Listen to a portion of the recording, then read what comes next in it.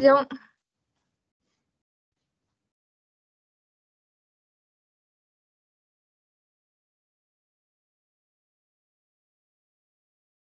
Très bien, donc l'enregistrement est lancé. Je vous propose de débuter. Je vais donner la parole à Didier Lauré pour débuter, pour pouvoir introduire ce webinaire. Oui, merci Louisa. Bonjour à tous. Je suis Didier Loret, donc chargé de mission innovation au sein d'Atout France et plus particulièrement chargé de l'appui aux solutions innovantes. Donc, nous sommes bien sûr ravis de vous accueillir pour cette troisième édition de nos webinaires Tourisme Innove. Pour celles et ceux qui n'étaient pas présents aux précédentes éditions, je vous rappelle que ces rendez-vous sont mensuels et abordent à chaque fois une thématique spécifique. Ce webinaire a été réalisé en collaboration avec le pôle tourisme urbain d'Atout France et vient compléter les thématiques traitées dans le premier volet. Comme vous en doutez, l'innovation est bien sûr au cœur de nos préoccupations et ces webinaires s'intègrent parfaitement aux missions de l'équipe innovation, dont les deux principales actions au profit des startups consistent à donner de la visibilité aux solutions innovantes et à favoriser les mises en relation au sein de l'écosystème touristique. D'où l'idée justement d'associer solutions et cas d'usage dans une même présentation, hein. Il s'agit bien sûr d'aller ici au-delà du pitch traditionnel. Donc nous aurons bien sûr une présentation des différentes solutions, mais avec la particularité ici d'être appuyé par des cas d'usage sous forme de témoignages. Cela permettra d'ailleurs de mieux comprendre le déploiement de la solution sur le terrain. Donc aujourd'hui, nous avons le plaisir d'accueillir 3 solutions innovantes et 6 intervenants. Donc un grand merci à eux. Nous accueillerons successivement Mathieu Labbé, Didier Portefait et Charlotte Raymond pour Willskip, Élodie Grimoin et Didier Méraud pour Urban Canopy, Christophe Minaudier et Hervé Lieberman pour Jouxx. Merci également à vous, les auditeurs, hein. Votre présence en ligne témoigne de votre intérêt pour l'innovation d'une part, et plus particulièrement aujourd'hui pour l'innovation en milieu urbain. Donc vous êtes nombreux à vous connecter. Comme je vous l'ai dit, cette édition est organisée conjointement par l'équipe innovation et le pôle tourisme urbain d'Atout France, à qui je vais laisser la parole. Donc Louisa, c'est à toi. Bonjour à tous, donc je suis Louisa Maronne, responsable du pôle tourisme urbain et je suis donc ravie d'organiser une nouvelle fois en collaboration avec l'équipe innovation un webinaire dédié aux solutions innovantes du tourisme urbain. Donc, en quelques mots, le pôle tourisme urbain, qu'est-ce que c'est? Donc, nous sommes un collectif d'une trentaine à quarantaine de destinations urbaines, avec donc un pôle de réflexion et d'action à 360 degrés pour ce collectif. Donc, avec des actions autour à la fois du marketing, de la veille et de l'observation, des bonnes pratiques et enfin de l'innovation, comme donc ça sera traité aujourd'hui. Donc, notre objectif est de répondre aux enjeux environnementaux, sociaux et économiques au sein des villes touristiques. Et donc, nous sommes ravis d'organiser une nouvelle fois un webinaire dédié aux solutions innovantes avec donc comme Didier l'a dit, on avait réalisé donc une première édition en juin dernier auquel on avait pu traiter les trois premières thématiques du tourisme urbain. Donc il faut savoir qu'au sein de notre collectif, nous avions défini 6 thématiques prioritaires et donc lors de cette édition en juin, nous avions pu traiter l'inclusivité, les grands événements et le lien à l'habitant. Donc aujourd'hui, nous sommes heureux de pouvoir traiter les trois autres thématiques qui sont donc les mobilités durables, la nature en ville et la gestion des flux. Donc pour terminer cette brève introduction, je préciserai que le replay sera disponible sur le site internet d'Ad France. Et également, si vous êtes intéressé par le replay de l'édition précédente, il est déjà disponible actuellement sur donc le site internet. Vous pouvez aller donc sur l'onglet Innovation et là, vous retrouverez donc tous les replays des précédentes éditions. Donc, sans plus tarder, je vais laisser la parole à nos startups avec Willskip qui va pouvoir commencer. Et je remercie également évidemment l'auditoire pour cette présence nombreuse. Et donc, Willskip, c'est à vous.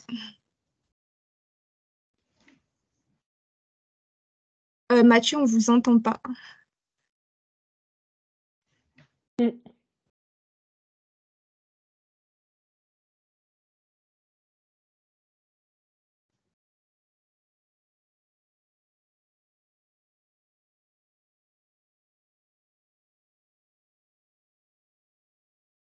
Mathieu, votre micro est...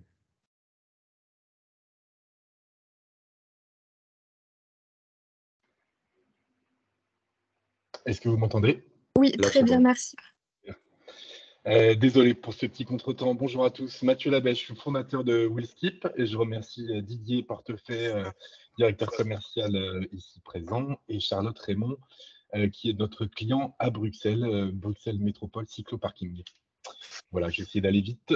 Au niveau des slides, je vous laisse avancer ou je peux? Oui, vous pouvez me dire à chaque fois, slide Alors, suivante. voilà encore. Super. Donc, Willskip, c'est des parkings vélos surveillés, 100% sécurisés, qui ont la particularité d'intégrer des humains et faire du contrôle d'accès vraiment précis, ouvert à tous. Et on est capable de se déployer de 100 places à plus de 4500 places, ce qu'on a déjà fait, un peu partout, très rapidement, sans changement, sans travaux, sans grands... donc, ça permet de faire ça au bord des stades pour les grands événements, en centre-ville, en milieu urbain, dense, voire UNESCO, et d'accueillir tout le monde sans préinscription. Ça, ce sera pour le pré-résumé. Mais avançons. Super. Donc, le vélo, on le sait, c'est un outil de décarbonation ultra efficace qui permet, en plus de la santé, d'éliminer énormément de pétrole dans notre système aujourd'hui. C'est un des plus efficaces. C'est déclaré premier outil par l'ONU. Et malheureusement, on a 500 000 vélos volés par an en France, ce qui représente beaucoup d'argent, ce qui limite beaucoup l'usage, ce qui freine beaucoup de gens à prendre leur vélo, voire à s'arrêter. Et là-dessus, on va avancer aussi. On a pas mal de stats qui le prouvent. Les cyclistes décident de ne pas se garer, de ne pas faire de courses parce qu'ils ont simplement peur du vol. Et c'est vrai qu'avec les vélos électriques, ça augmente d'autant plus. Et malheureusement, beaucoup de gens ont la mauvaise expérience d'acheter un vélo et de se le faire voler dans les 3 semaines, ce qui finalement annule leur intention d'en faire. Donc voilà, vélo anagramme de voler. On va avancer encore. Voilà, donc nous, on propose une expérience vraiment 100% sécurisée, toujours aujourd'hui, donc sans aucune préinscription ni application. Donc ça permet vraiment d'accueillir tout le monde immédiatement. On va avancer encore. Grâce simplement au téléphone mobile, on va prendre un numéro et on va pouvoir enregistrer la personne et photographier son vélo. Voilà, donc ça, c'est typiquement une installation très rapide. C'est un design, hein, c'est une 3D qu'on a déjà réalisé, notamment au bord de la plage. On va simplement mettre en place les arceaux, les entourer de barrières pour fermer le périmètre, et vous aurez un accueil humain avec notre application qui permet pour le gardien de bien enregistrer la personne directement via son téléphone mobile. Et ensuite, il y aura un échange de code par SMS. On avance encore.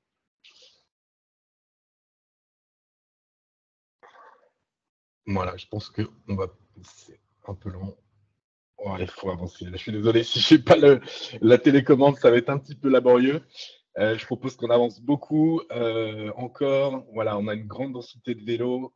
On peut s'adapter immédiatement. On s'installe avec une logistique très rapide. La sécurité est garantie. Avançons, avançons, parce que là, ça va être trop long dans les 5 minutes.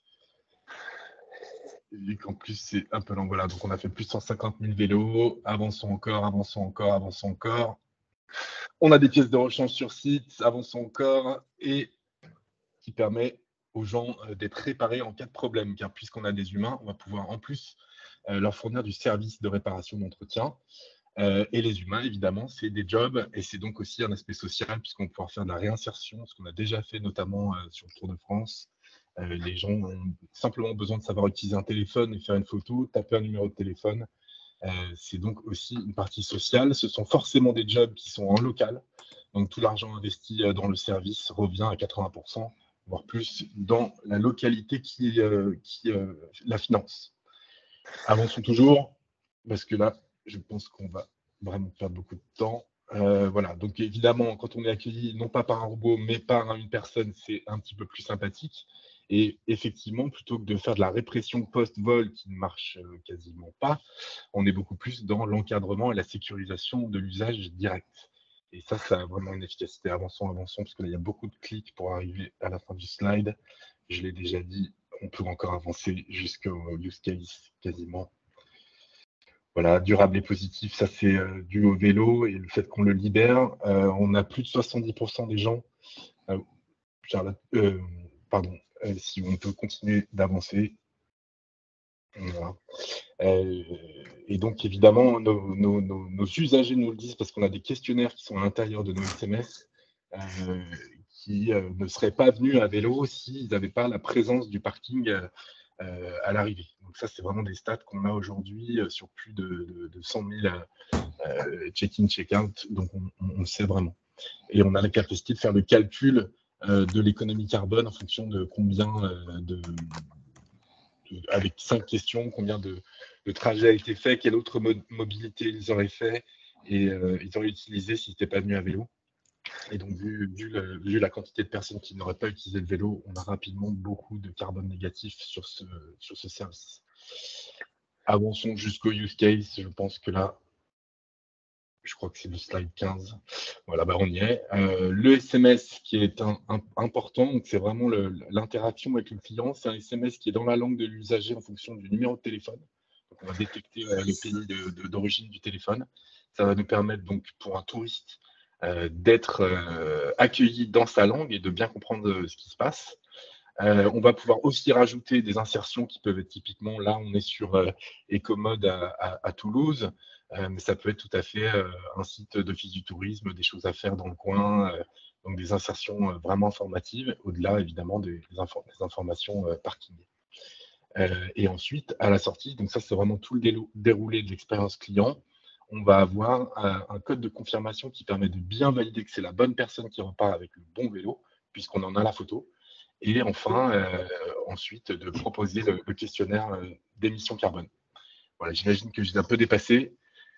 Je pense qu'on va laisser la parole ensuite pour le use case à Charlotte. Avançons, voilà, super.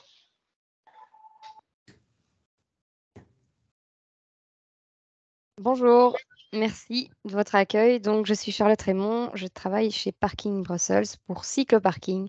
Donc, on est l'agence régionale du stationnement à Bruxelles et je suis en charge de développer du stationnement sécurisé pour les cyclistes à Bruxelles.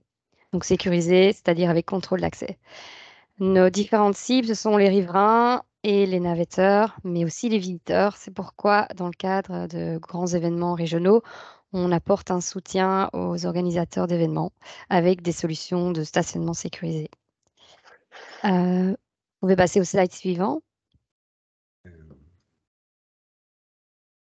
On a deux types de collaboration avec WheelSkip. Une première, c'est bénéficier des services WheelSkip sur nos infrastructures déjà existantes. Donc, on a des parkings dans le centre-ville avec déjà des racks, des systèmes d'accès. Et donc, on propose un service de gardiennage avec les keepers WheelSkip qui viennent donner l'accès gratuitement aux visiteurs d'un événement en particulier.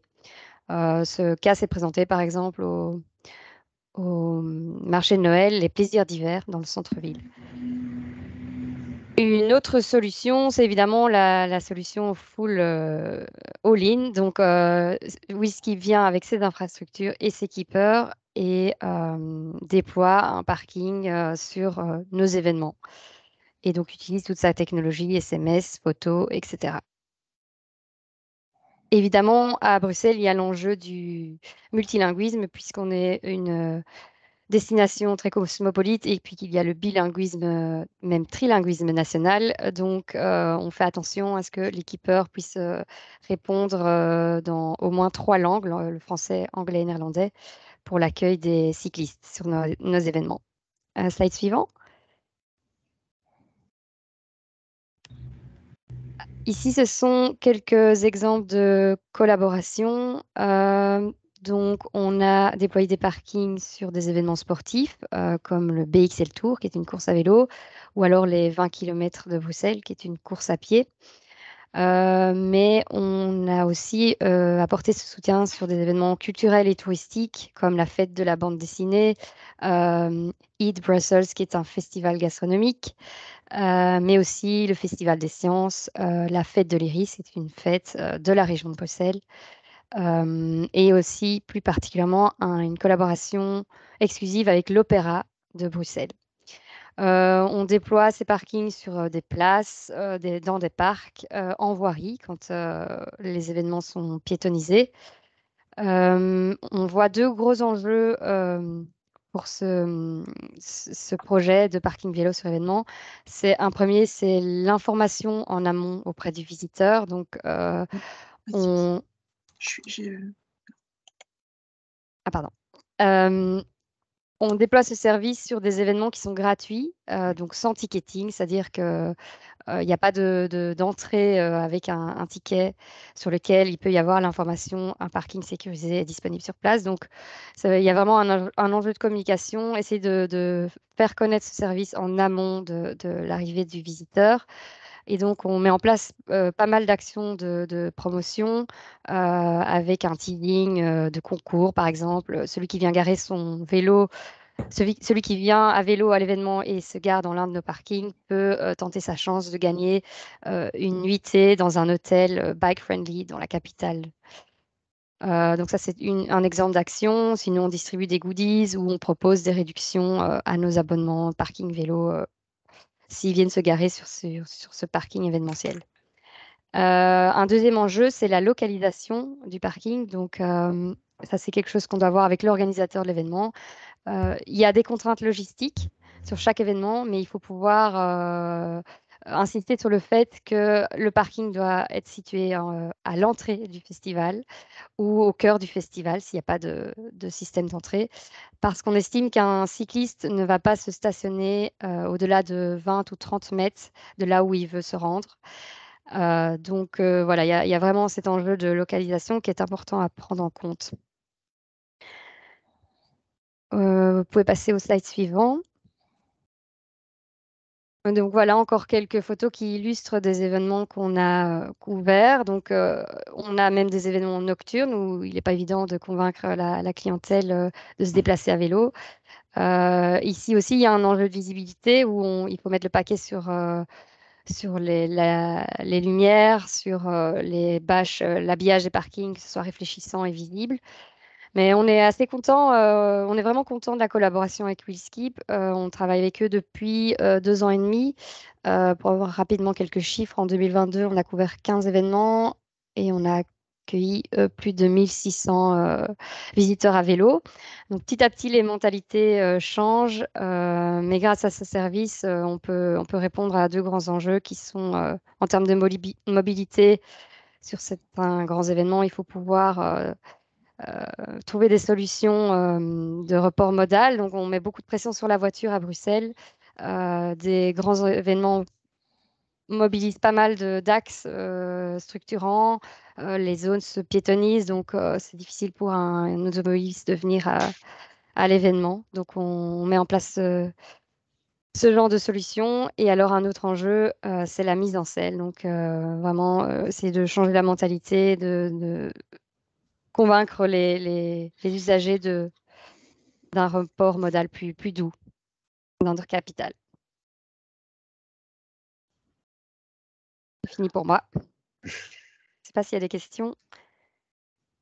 N'hésitez pas à poser les questions dans le chat ou avec votre micro. Oui, merci à Mathieu et à Charlotte. Surtout, j'interviens là pour rappeler aux intervenants de respecter le timing parce que là, on va être limite. On a très peu de temps pour les questions. Bon, moi, j'en avais une. Tout d'abord, au niveau de la solution, ce qui me paraît intéressant, c'est que vous réintégrez l'humain dans la démarche. Donc ça, bravo. Maintenant, j'ai été interpellé par une proposition de pièces à disposition. Donc là, je suis un peu étonné parce que j'ai envie de prendre mon vélo le plus déglingué et puis d'arriver chez vous et puis de repartir avec un beau vélo, quoi.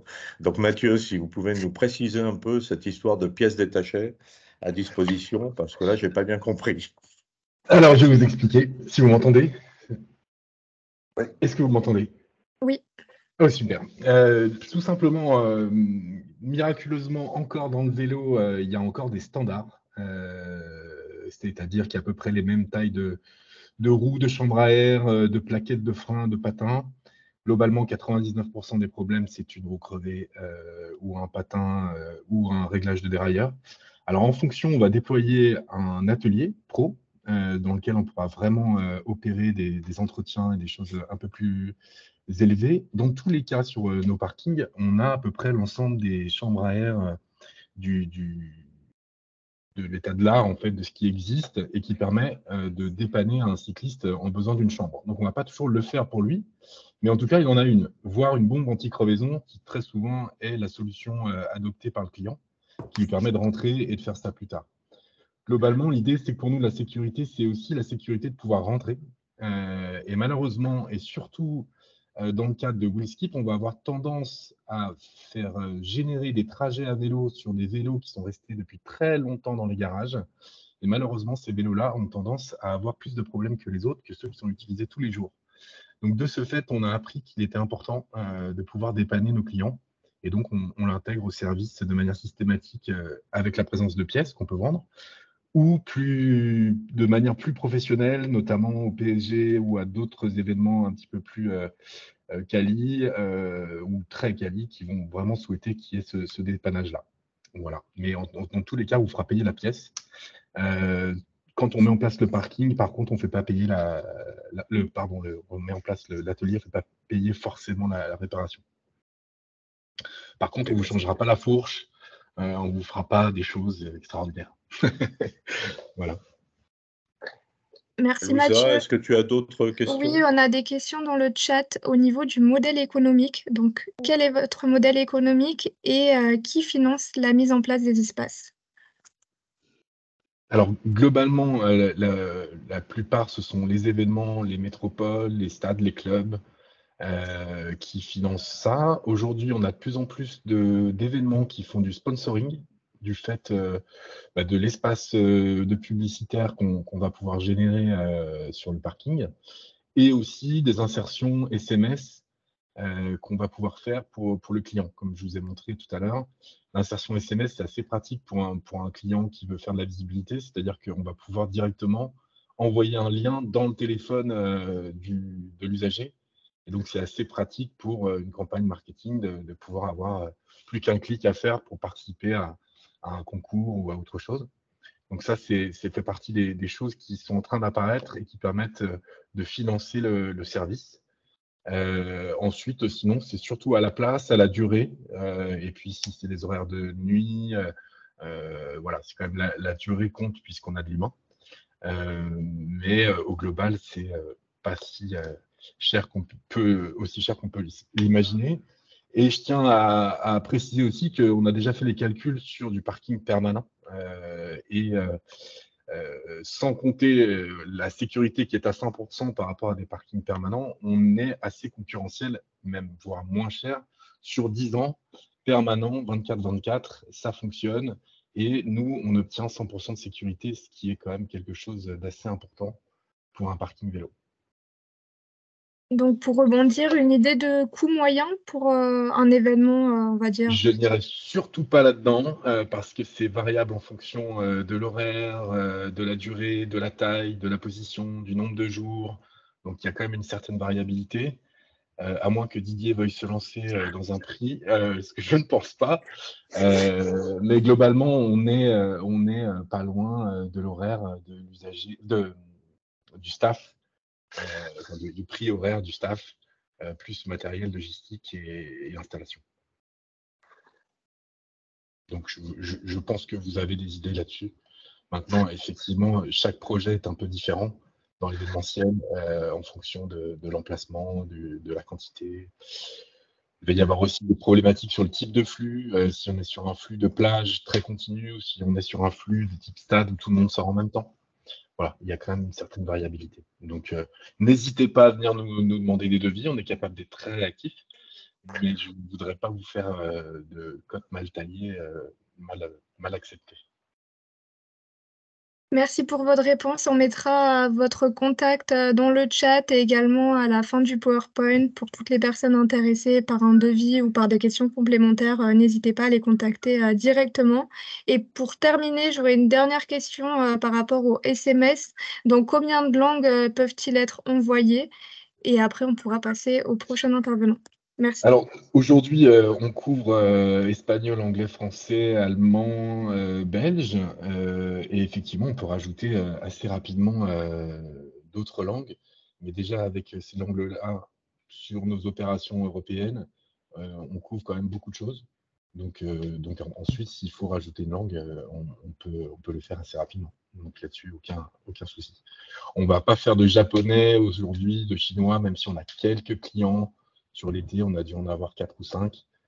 Donc là-dessus, on n'est pas allé jusque-là. Mais l'anglais, par défaut, au-delà de la détection du français, de l'espagnol ou l'allemand, etc.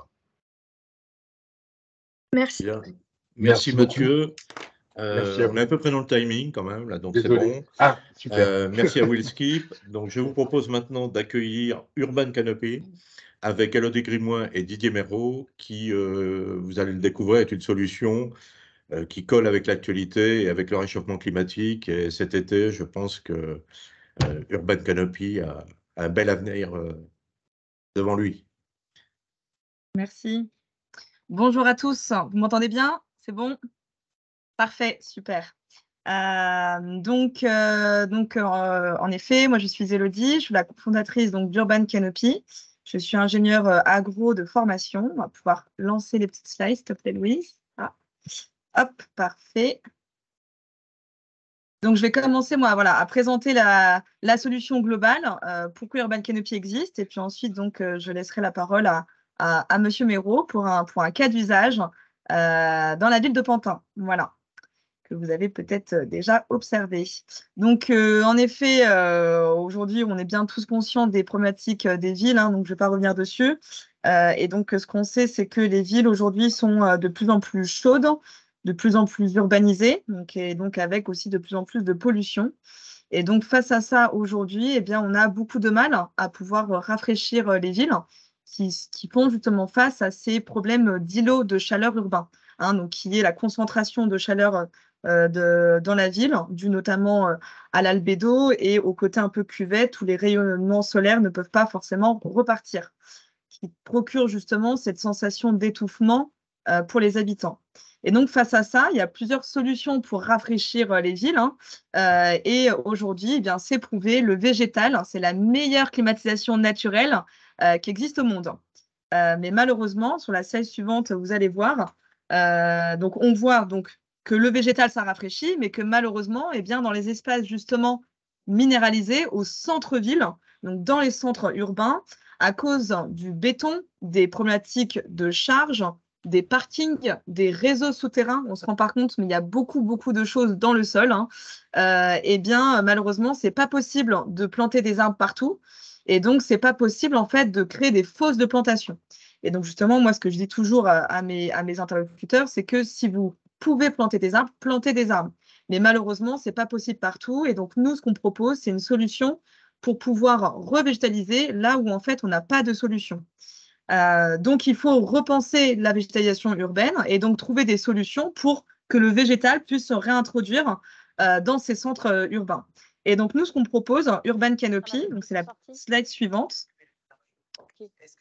Ce qu'on propose avec Urban Canopy, en fait, c'est de végétaliser toute la ville, que ce soit au sol, façade, toiture, avec en fait des solutions type exosquelette qui vont pouvoir épouser et en fait, pardon, faire partie vraiment intégrante de l'ADN de la cité, que ce soit des solutions, donc comme je disais, sol de type mobilier urbain, et puis toiture, tout ce qui est enveloppe du bâtiment. Donc le but, lutter contre les îlots de chaleur, gérer aussi la problématique de l'eau, je vais en parler juste après, et vraiment que ce soit intelligemment fait et que ce soit aussi potentiellement réversible. Donc on est French Tech Green 20, on est aussi labellisé Solar Impulse et puis Green Tech Verte qui est maintenant Green Tech Innovation, puis on est aussi soutenu par la Caisse des dépôts qui est actionnaire chez nous. C'est la slide suivante. Voilà, et donc là, ouais, celle d'avant était bien aussi. Voilà, donc les premières solutions qu'on a développées, on les a appelées les corolles de type mobilier urbain végétalisé. L'idée, c'est pour un minimum d'emprise au sol, moins d'1 mètre carré, d'avoir un maximum de couverture. Donc elles font 50 mètres carrés. L'idée, c'est de pouvoir justement revégétaliser les centres urbains où on va faire pousser des plantes grimpantes pour avoir un maximum de surface foliaire et donc d'évapotranspiration, d'ombrage aussi, avec des pots qui contiennent réserve d'eau, réserve de substrat et un système d'irrigation piloté à distance pour donner la bonne quantité d'eau quand il faut. Donc ça, c'est des grands modèles, les grandes corolles. Donc là, typiquement, ça, c'est un siège social. Et la slide suivante que tu avais mise, Louisa, c'est un site historique, un lieu culturel. Là, c'est l'abbaye de Montmajour, où on peut se demander pourquoi avoir mis des corolles ici, en pleine terre. Bien, en fait, c'était pour pas fragiliser le mur de l'abbaye, qui aurait pu se détruire. Et donc là, pour eux, impossibilité de planter. Et donc là, ce sont des petites corolles, donc plus petites, où derrière, on peut ajouter des accessoires, des assises, des manches debout, même des toiles d'ombrage pour avoir encore plus de fraîcheur. Et donc là, typiquement, c'est intéressant. Dans les centres urbains, c'est pour redynamiser certains quartiers, aussi par rapport aux espaces d'attente. Et là, typiquement sur l'abbaye, eh bien, c'est sur le parcours de visite, pouvoir marquer un temps de pause dans son parcours, pouvoir aussi se restaurer.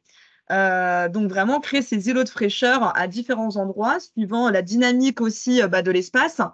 Elles sont aussi, les structures sont autoportantes et déplaçables. Et donc, ce qui permet en fait de pouvoir aussi tester des zones et pouvoir aussi les déplacer et les mettre ailleurs. On parle beaucoup d'urbanisme tactique. Là, on est typiquement dedans. La slide suivante, s'il te plaît. Et donc, d'où ça vient tout ça? Eh bien, en fait, nous, on est issus des labos de l'école des ponts et chaussées qui travaillent sur les structures légères et modulaires. Et donc, en fait, avec la même technologie, on peut faire plein de formes différentes. Donc là, c'est les premières formes qu'on a développées. On est en train de travailler sur d'autres formes, d'autres modèles pour justement demain pouvoir attaquer les toitures, faire des vagues, des voûtes, des dômes et épouser en fait l'espace souhaité. Et au-delà de la technologie école des ponts sur la partie vraiment structure mécanique calcul, on a ajouté la partie IoT, tout ce qui est irrigation pilotée à distance pour donner justement la bonne quantité d'eau quand il faut, que les collectivités n'aient aucun problème là-dessus, à savoir ne pas venir tous les jours pour arroser ses plantes, mais suivre une application pour savoir quand remplir sa réserve en eau. Voilà. Et donc, je vais passer… Ah, quelqu'un a oublié de couper son micro, je crois. Voilà, parfait, merci. Et donc, voilà, donc tout ça, c'est vraiment simplifié où le client peut suivre en temps réel ces différentes datas et savoir quand est-ce qu'il doit remplir sa réserve. Et donc, avant de passer la parole à Monsieur Méraud, on a des structures partout aujourd'hui, enfin un peu partout sur le territoire français, et puis très récemment sur d'autres types d'espaces au cœur de ville, les espaces d'attente où on a pu là en installer. Peut-être vous les avez vus depuis août sur 13 gares, donc une trentaine de corolles sur 13 gares pour la Coupe du Monde du rugby. Voilà, donc espace d'attente, on s'assoit, on patiente, on attend son train. C'est aussi typiquement voilà, le type de solution pour ça. Et donc, l'exemple pilote qu'on va vous montrer, c'est la slide suivante, la ville de Pantin. Voilà, où il y a une slide pour montrer les photos avant-après. Voilà. Monsieur Méraud, à vous la parole. Oui, bonjour. Vous m'entendez? Oui, très bien. Ah, super. Nous, notre problématique sur Pantin, c'était en fait la place des Fêtes, qui était très minérale pour des raisons techniques. Pas de possibilité de planter des arbres en pleine terre. Et puis surtout, ce que souhaitait le maire, c'est une surface dégagée pour pouvoir y installer des stands, des écrans géants, des pupitres, des scènes. Donc il fallait vraiment que ce soit dégagé.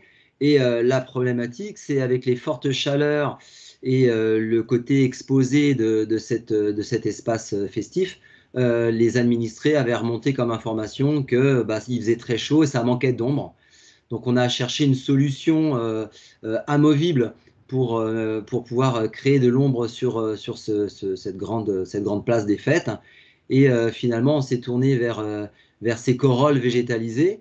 Et celles-ci sont particulières parce qu'elles sont amovibles, donc avec un matériel adapté type manuscopique ou transpalette, on est capable de les déplacer en fonction des festivités si c'est nécessaire. Et ça, pour nous, c'était très important que ce soit amovible, qu'on puisse les déplacer pour pouvoir justement réorganiser la place à chaque fois que c'était nécessaire. L'intérêt de ce produit-là, pour nous, ça a été de créer de l'ombre assez rapidement. Donc, en même pas 6 mois, on a réussi à obtenir de l'ombre. L'aspect esthétique, qui est assez marquant. Et puis le côté autonomie, puisque on sait qu'on a une alerte quand la réserve d'eau descend un peu trop. Et en gros, on a une semaine pour réintervenir pour remplir la réserve d'eau. Grosso modo, une fois par mois suffit pour tenir chaque corolle. C'est une place qui est très utilisée parce qu'elle donne sur le canal de l'Ourcq, où on a pas mal de tourisme qui viennent y faire des photos. On a 2 péniches qui viennent animer avec les barboteurs. Donc, c'est une péniche où on peut venir se restaurer, boire de la bière. On a aussi juste à côté la première agence de pub d'Europe, BETC. Et puis le long du canal, pas mal de touristes qui viennent prendre des photos avec les petits, comment on appelle ça, les marins d'eau douce qui partent. Donc c'est une entreprise qui loue des bateaux électriques qui flottent le long du canal de l'Ourcq et qui viennent jusqu'à Pantin. Et donc on a pas mal de photos qu'on retrouve un peu partout. Donc c'est vraiment un lieu finalement assez touristique et qui apporte beaucoup. Et c'est vrai que sans ces corolles, la place serait un peu vide et sans ombre, et elle apporte quelque chose de moderne et qui va très bien avec les bâtiments aux alentours, notamment le fameux bâtiment BETC qui est c'est les anciens magasins généraux de Paris qui ont été réhabilités. Louisa, d'ailleurs, il y a la slide suivante, c'est la photo où on voit justement le canal. Voilà. Merci. Voilà. Et donc la fameuse péniche où on peut venir se restaurer.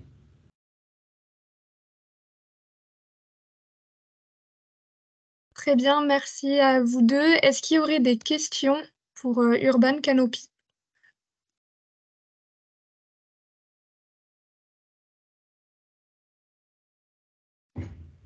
Alors moi, j'en avais une. Est-ce que vous prévoyez également des aménagements végétaux sur des façades ou des toitures de bâtiments? Alors oui, tout à fait, c'est le but d'Urban Canopy, c'est d'attaquer maintenant les toitures et les façades. En fait, on avait commencé par ça, mais c'était un peu plus long que prévu niveau R&D. Donc, on a commencé à commercialiser les corolles. Donc, c'est en phase de R&D pour le moment, c'est pas encore commercialisé. On a quelques projets pilotes qu'on va pouvoir démarrer bientôt. Et l'idée, c'est de débuter la commercialisation mi-2024 sur la partie toiture. Sachant que l'idée, c'est d'avoir des solutions différentes des toitures utilisées classiques. Donc, de la même manière où on dit on se met là où on ne peut pas planter d'arbres, eh ben, on pourra proposer des solutions sur les toitures là où des solutions classiques ne peuvent se mettre, type toiture en pente, là où il y a des équipements techniques, là on a des problèmes de charge, etc. Merci pour votre réponse. Et également, toujours les questions du modèle économique. Est-ce que vous aurez une idée de prix à nous donner Oui, tout à fait. Voilà. Alors, donc, sur les corolles, donc, il y a différents modèles. Donc, il y a les petites qui font 20 mètres carrés, qui se fixent au sol ou qui sont autostables. Et donc, dans les grandes, il y a celles qui se fixent au sol et autostables à 50 mètres carrés. Donc, les petites, c'est à partir de 5 000 € et les grandes autostables, donc la fourchette, on va dire, c'est de 5 à 15 000 €, suivant du coup la taille du bac, l'autostabilité, donc la taille du maillage. Et donc ensuite, bien sûr, oui, ça peut dépendre aussi des quantités, etc. Le lieu, c'est pour l'installation. Mais voilà, au niveau de la fourchette. Sur les coûts de maintenance, je vois la question s'afficher. Donc nous, ce qu'on propose, c'est en option, donc comme le disait Monsieur Méraud, c'est l'irrigation pilotée à distance. Donc ça, c'est l'installation de la box Sensopi. Puis ensuite, c'est un petit abonnement annuel. Donc ça, c'est pas très coûteux. C'est comme un abonnement téléphonique. Mais c'est du Sigfox qu'on utilise. Et ensuite, on peut proposer aussi un service entretien des plantations, 3 passages par an pour venir tailler, tutorer. Et les corolles peuvent être livrées en effet avec des plantes ou sans plantes. C'est vraiment à combiner avec le client. suivant aussi ce qu'ils souhaitent. Sur les coloris, on peut même faire de la découpe laser au niveau des bacs. On peut choisir les plantes ensemble. On peut mettre des accessoires. Voilà, c'est vraiment personnalisable. Voilà. Et puis pour les collectivités, il y a vraiment aussi des aides qui existent, hein. Donc ça, n'hésitez pas à venir me voir après, qu'on puisse discuter de projets potentiels si vous avez des besoins. Il y a justement, c'est les actions cœur de ville, hein, pour redynamiser les centres urbains. Il y a aussi les petites villes de demain. Il y a aussi maintenant les fonds verts. Donc, puis finalement, entre 5 et 15 000 euros, ce n'est pas des solutions coûteuses par rapport à des solutions où il faudrait tout déminéraliser, tout enlever pour pouvoir s'implanter. Donc, voilà, n'hésitez pas. Et puis, on est très rapide. Voilà. Enfin, on a une dernière question concernant les besoins en eau de ces aménagements. Est-ce qu'il y a une réutilisation des eaux de pluie qui est envisagée ou d'autres solutions?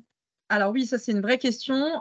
C'est pour ça justement qu'on a mis en place aussi Sensopi pour donner aussi la bonne quantité d'eau quand il faut, de pas trop arroser. Donc là, on travaille sur un algorithme lié à la météo qui n'est pas encore au point pour justement anticiper aussi. S'imaginons demain il pleut, on peut mettre la plante en stress hydrique juste avant. Quand il pleut, il pleut bien sûr dans la corolle directement. Mais aujourd'hui, on n'a pas encore. On cherche une solution pour récupérer au maximum d'eau de pluie pour venir au centre de la corolle, puisque la surface finalement n'est pas non plus très large au niveau du diamètre. Donc ça, c'est des projets en cours de réflexion, notamment les toiles d'ombrage que vous avez vues sur les petites corolles. Essayer de trouver une solution pour que les toiles puissent récupérer aussi l'eau de pluie et qu'en ruisselant, ça aille comme ça sur les disques, sur les cerces intérieures de plus en plus, que ça revienne dans le bac. Parce que là, sur les grandes corolles que vous avez vues, celle de Pantin, l'eau est au centre et la terre est tout autour. Voilà. Bon, je crois que Christophe est pressé de nous faire sa présentation avec Joux. Merci. Merci à tous. Merci Élodie, Merci à tous les deux. Didier. Merci. Comme je l'évoquais lors des échanges qu'on a pu avoir précédemment, c'est vrai qu'il y a aussi il y a un sujet à traiter en ce qui concerne Urban Canopy. C'est tout ce qui est mur d'enceinte avec des tags très agressifs. Je ne parle pas d'art, de street art, là, mais vraiment de tags agressifs qu'on voit partout sur les bords de Saône à Lyon notamment, enfin voilà, où là vous auriez peut-être un rôle à jouer pour atténuer un peu cette agressivité. Voilà. Maintenant, on a le plaisir d'accueillir Christophe Minaudier et Hervé Libermain pour une présentation de Joux, avec un petit clin d'œil vers les Jeux Olympiques de 2024, puisque là on va aussi aborder la découverte de la ville, mais avec un côté sport et course à pied. Voilà. Merci Christophe, je vous laisse la parole. Bonjour à toutes et tous, merci pour cette prise de parole.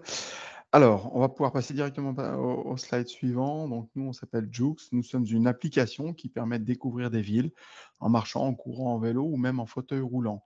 Donc, l'application est aujourd'hui disponible sur 52 pays et traduite en 11 langues. Et on a eu la chance, comme on l'a un petit peu indiqué en dessous, de pouvoir gagner quelques prix, dont le prix mondial de l'innovation au CES de Las Vegas, qui montre que la technologie est plutôt aboutie et qu'on sait faire des choses en France, comme l'ont montré aussi les deux startups avant nous. Si on peut passer au slide suivant. Donc, nous, aujourd'hui, comment est-ce qu'on fonctionne? Notre application fonctionne sur le principe d'un guidage vocal à travers les villes qui va commenter les points remarquables que vous allez croiser lors de votre parcours. Donc, on est à la croisée des chemins, si vous voulez, entre un GPS vocal et un audio guide. Si on peut passer au slide suivant.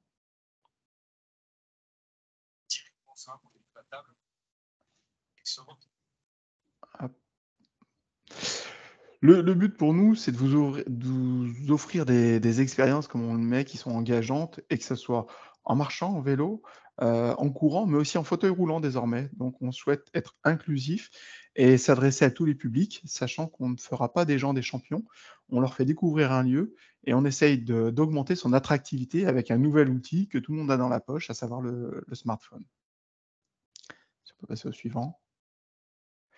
Donc aujourd'hui, notre cible, c'est plus d'1 milliard de personnes, 1 milliard de touristes et d'habitants qui se déplacent et qui cherchent des nouvelles solutions, notamment sur le tourisme urbain. Et ça va être la transition avec le sujet suivant, le sujet qui nous intéresse aujourd'hui, à savoir la gestion des flux. Plus il y a de personnes qui font une activité, plus il est difficile, notamment de se réapproprier l'espace public, comme on peut le voir. Et notre objectif est d'avoir au sein de l'application une solution permettant donc de faciliter le déplacement des gens. Si on peut passer au suivant. Alors, je l'ai évoqué, voilà, on peut passer, c'est l'attractivité qui va en sortir. Tout ceci en faisant, comme l'ont dit aussi les 2 startups avant, et c'est super, de dire qu'on est de la planète.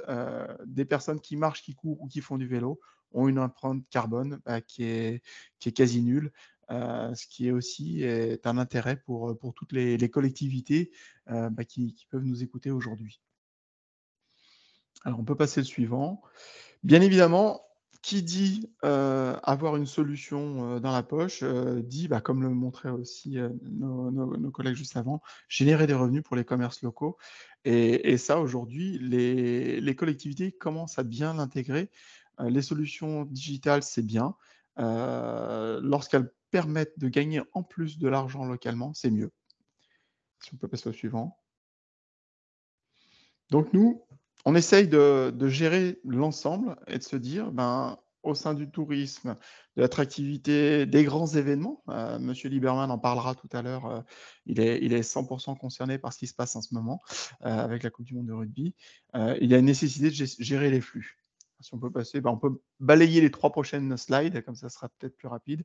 Les spectateurs sur les grands événements, il faut, leur proposer, le comment aller dans le lieu, mais aussi comment en ressortir et aller dans les bons endroits. Et puis, les touristes parfois, c'est bien joli, mais finalement, c'est, des gens qui s'agglutinent à un seul et même endroit. Et la difficulté, c'est comment gérer derrière le fait que ces personnes puissent repartir de cet endroit tranquillement, sans anxiété, parce que ça fait partie aussi des petits sujets, qui ressortent, de la gestion des flux. Donc la slide suivant. On connaît tous, un sujet, qui en plus m'est, à titre personnel, bien proche, la Fête des Lumières à Lyon, sachant que Joux est d'origine lyonnaise.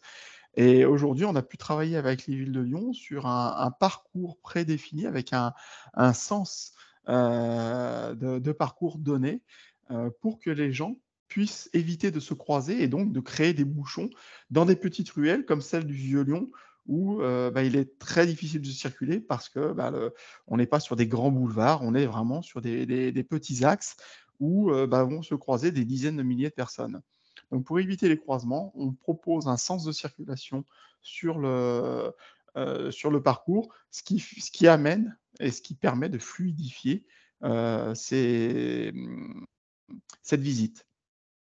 Alors je vous laisse passer, les on peut passer, voilà. Donc le but, c'est bien évidemment, d'avoir une expérience qui soit la meilleure possible, que ça soit en courant, en marchant ou en vélo et donc au final, que vous ayez passé un très, très bon moment, grâce à l'application. Donc là, on propose toutes les thématiques, qu'on a au sein de l'application. Bien évidemment, on en a bien d'autres. Et aujourd'hui, on a en termes de clients, tout type de clients qui utilisent notre solution. C'est le slide suivant. Ça soit à la fois des offices de tourisme, des métropoles, des régions, et monsieur Lieberman sera là aussi pour évoquer ce sujet. On travaille avec les groupes hôteliers de tout type, de toute taille. On travaille sur des grands événements aussi. Paris 2024 en est un, sachant que la mairie de Paris nous a fait le plaisir de nous choisir pour guider les touristes pendant la période des Jeux l'année prochaine. L'annonce a été faite au mois de juin par l'Heliosport. On travaille avec des marques également qui veulent se mettre en avant et proposer des solutions pour découvrir leurs produits.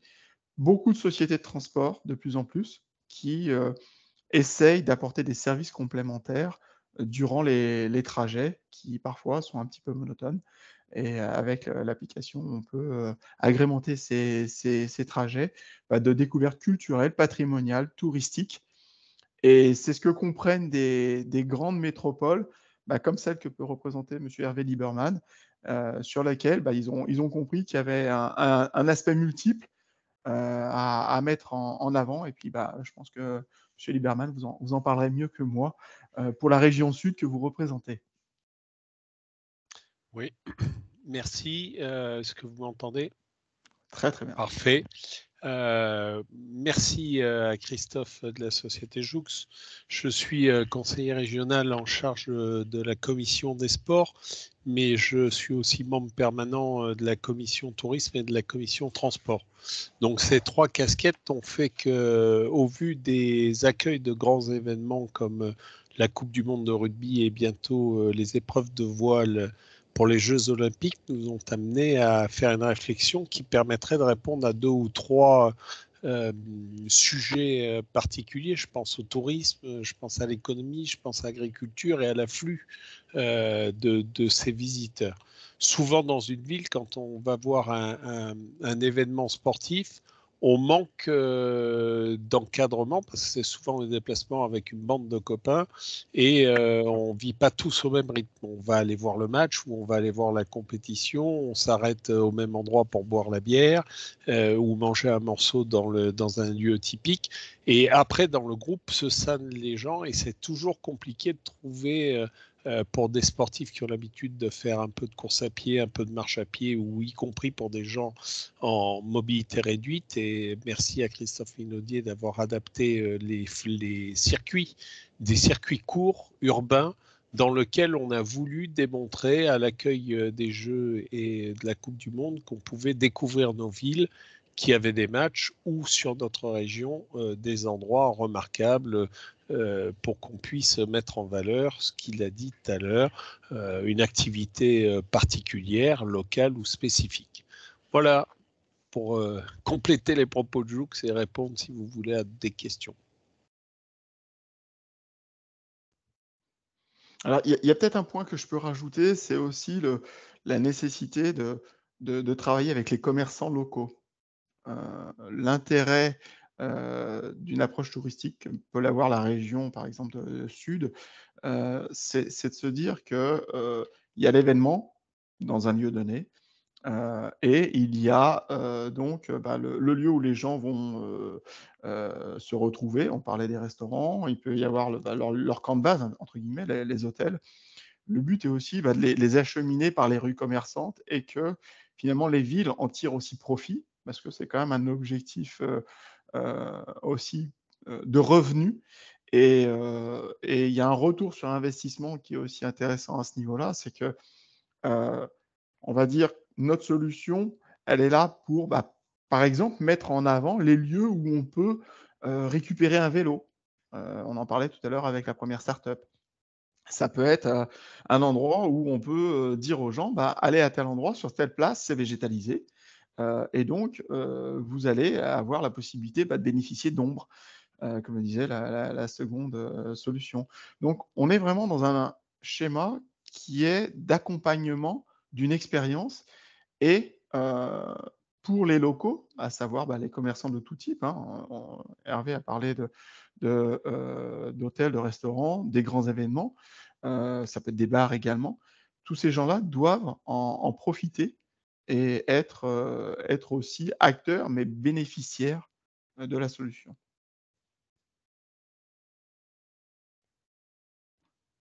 Merci Si vous à avez tous d'autres les deux questions. pour votre intervention et n'hésitez pas à poser les questions dans le chat. Alors, j'ai vu que vous parliez de modèle économique depuis tout à l'heure. Peut-être que c'est l'occasion qu'on en parle et de façon à ce que ça soit clair aussi pour Joux. Alors, dans le cas de la région sud, c'était un peu particulier. C'était un appel d'offres qu'on a eu la chance de pouvoir gagner. Dans d'autres cas de figure, pour des villes, ce sont des prix qui sont basés sur des abonnements en fonction du nombre de parcours que la ville souhaite mettre à disposition des utilisateurs. Donc, ça peut aller de 3, 4, 5, 10, 20, 50 parcours. Sur la ville de Paris, on en a eu plus de 50.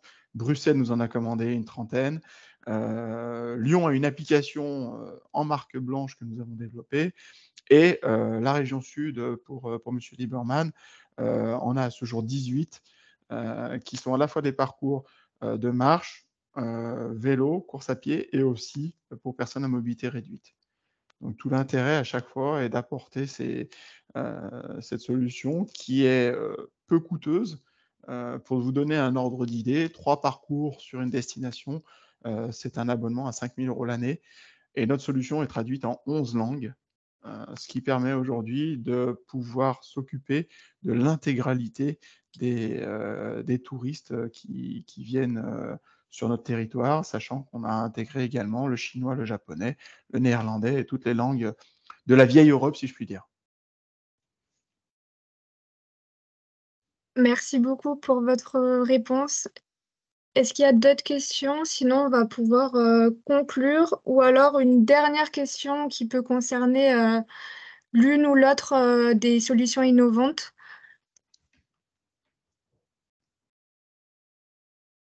Merci pour vos retours. Donc, vous avez donc sur cette dernière slide les contacts et je vais également les mettre dans le chat. Comme ça, vous pourrez directement les copier-coller si vous voulez prendre contact avec nos intervenants. Et puis, vous allez également recevoir le lien du replay avec la présentation et les contacts une nouvelle fois. Merci Louisa, merci à tous nos intervenants pour ces présentations et témoignages. Je pense que vous contribuez pleinement à l'amélioration de l'offre touristique et à la qualité de l'accueil de nos touristes. Donc merci. N'hésitez pas, comme l'a dit Louisa, à nous faire part de vos différentes remarques et suggestions. Hein. On va vous envoyer cet après-midi un questionnaire en ligne. Donc, profitez-en également pour nous indiquer les thématiques que vous souhaitez aborder dans les prochains webinaires, hein, puisque le prochain webinaire aura bien lieu en octobre, mais pour l'instant, la thématique n'est pas encore arrêtée. Donc, profitez-en. Nous ferons notre possible pour trouver les solutions correspondant à vos besoins. Voilà, merci à tous.